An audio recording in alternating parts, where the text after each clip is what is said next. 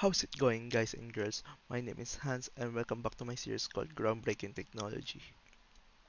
We do love to talk about technology because I always love technology and how it keeps evolving in our world. It evolves quite fast, isn't it? Let's have a chat about virtual reality or VR. Virtual reality is one of the most immersive things I've experienced in technology, whether about gaming, education, virtual events, and virtual meetings. It's absolutely magnificent and kind of fascinating to think what future has to come if this keeps evolving.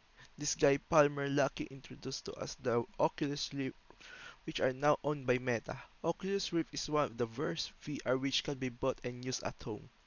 We should talk about gaming in VR first.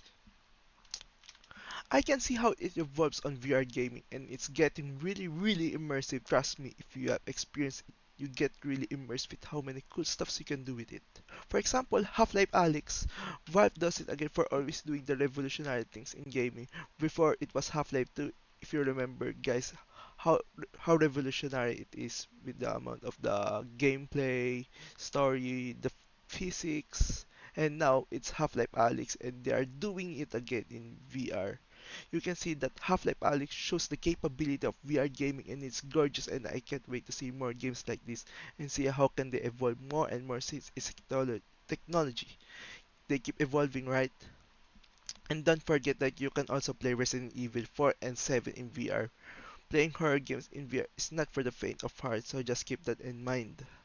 And you can also play rhythm games like Beat Saber if you're into more chill or rhythm like Guitar Hero but in VR. In November 2022, Palmer Luckey, the guy that I mentioned earlier, also introduced a VR headset called the VR headset that kills its user. I hope this is not the future, but hey, it's possible, but I don't know if it's the right evolution of technology. Palmer also said that the idea of tying your real life to your virtual avatar has always fascinated me. You instantly raise the stakes to the maximum level and force people to fundamentally rethink how they interact with the virtual world and the players inside it.